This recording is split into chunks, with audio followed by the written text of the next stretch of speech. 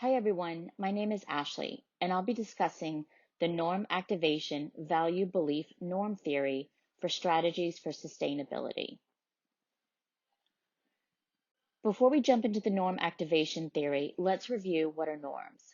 Norms are rules of society for behaviors that are considered acceptable and expected. Norms dictate what we believe and how we behave. Norms are expected behaviors, not actual behaviors. What is the right thing to do, but according to who? There are different types of norm theories.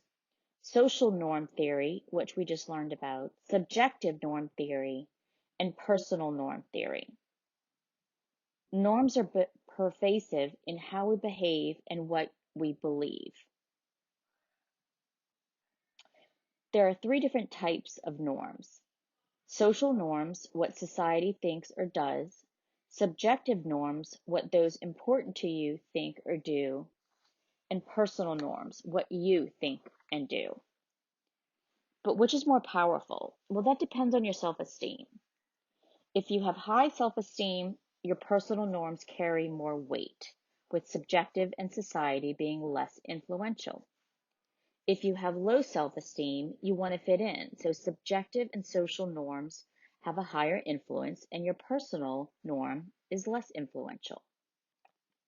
There was a research study conducted about litter in an underground parking lot where the research team cleaned out all the trash in the underground parking lot and placed trash cans around the vicinity. They watched as people threw their trash in the cans. Then the team went back and spread trash on the ground to test the concept of what would people do if the ground was littered. So people disregarded the trash cans and threw their trash on the ground with the rest of the litter. The team went back and did a third test where they swept the litter into piles in the parking lot and observed that people threw their trash in the piles of the litter, still avoiding the trash can. So this is an example of when social norm will take priority. Now let's put that together and talk about the norm activation theory. Personal norms are a person's internal standard about what is right and wrong in each situation. Just because people have personal norms doesn't mean they will be considering them in every situation. The norm activation theory describes the circumstances under which personal norms are likely to be activated, particularly within the context of pro-social behaviors. With the norm activation theory, a person must be aware of the consequences, plus accept personal responsibility. These two activate their personal norm, which then activates their behavioral intentions and behaviors. So a person must be, number one, aware of the consequences of a potential action or even inaction upon something they care about. And they have to accept personal responsibility for those consequences. In these cases, a personal norm then becomes a moral obligation that spurs action. So let's talk about awareness of consequences. A person must not only recognize a problem, but also be aware of a potential solution to that problem. And they must feel capable to enact that solution. So how do we get people to act? People will act when they feel they are unable to deny the responsibility. For example, when people specifically ask for help, or when others who are watching provide social pressure to act. In the example of the research project, people felt the responsibility and the social pressure to throw away their trash when they saw a clean parking lot and lots of trash cans. They made the connection that it was their responsibility to throw away the trash, and then the clean garage assumed that others were watching.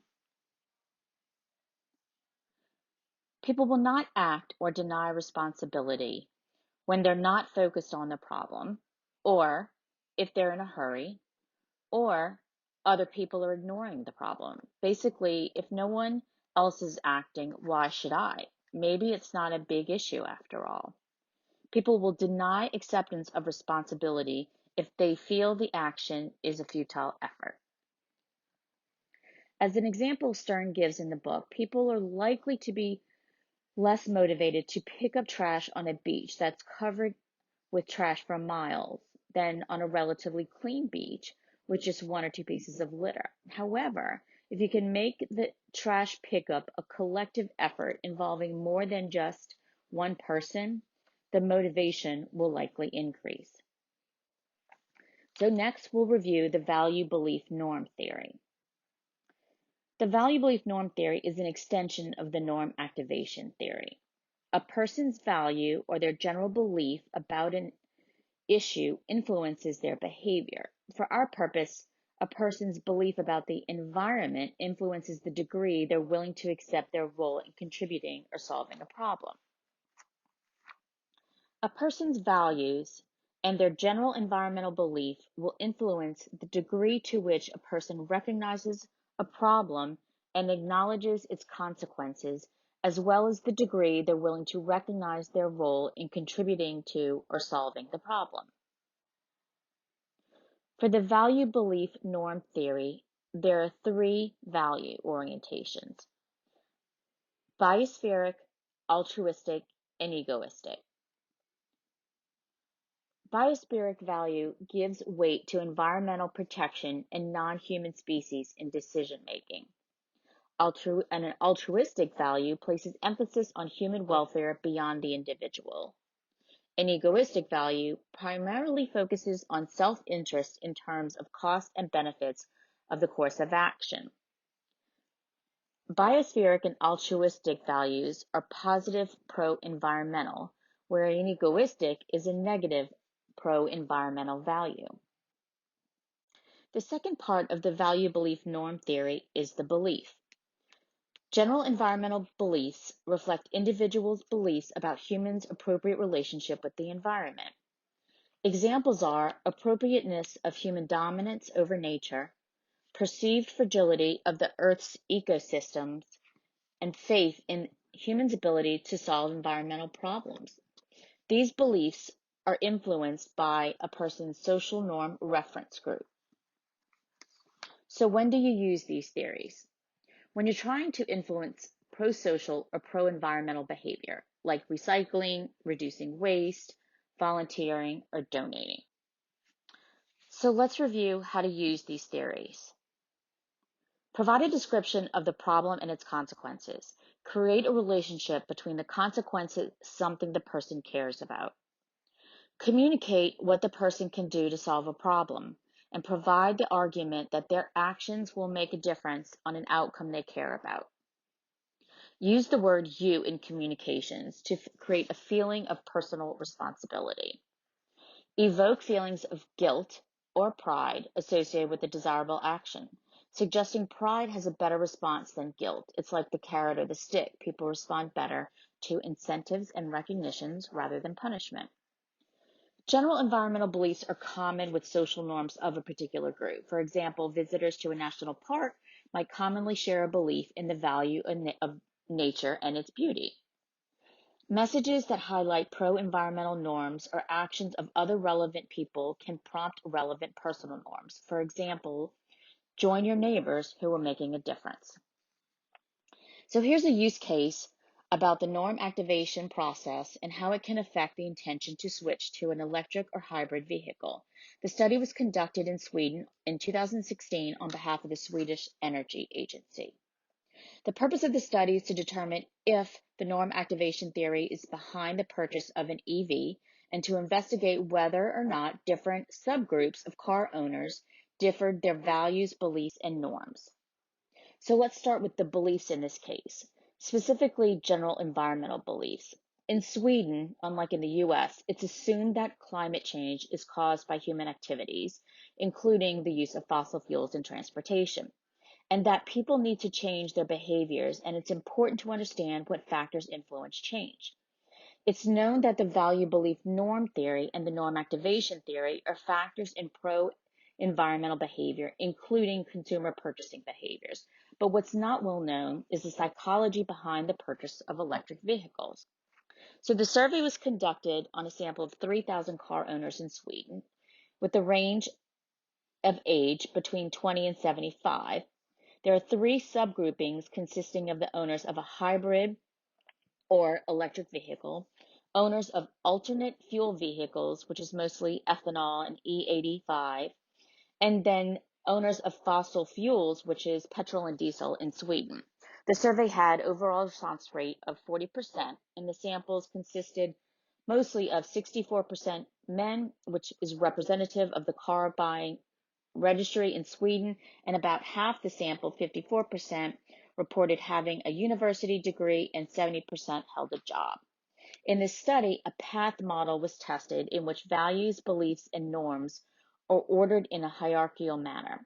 Participants were identified in three groups: conventional vehicle owners, alternative vehicle owners, and current EV and hybrid owners. For the group of conventional owners, the study showed that the norm activation theory is present and that their personal norm was directly influenced by problem awareness and a sense of self-efficacy. The positive influences of the personal norm were they were united in the value base. They're not conservative and they have an ecological worldview. They're aware of the environmental problems caused by cars, and they associate that your car has a negative effect on the environment. It feels important to them to contribute to the decrease of these negative effects and the feeling that you as a consumer can influence the car industry. The second purpose of the study was to determine if there were differences in the value belief norm theory for the different groups. The result was that adopters of the EV and hybrid had a stronger response to openness of change and a weaker conservative value. They also had higher awareness of the problem and self-efficacy. The results support that the feeling of moral obligation to go green was influenced by the individual's problem awareness and their sense of self-efficacy. Current research also has shown that the choice to act pro-environmentally not only elicits positive feelings about yourself for acting in accordance with your held values and norms.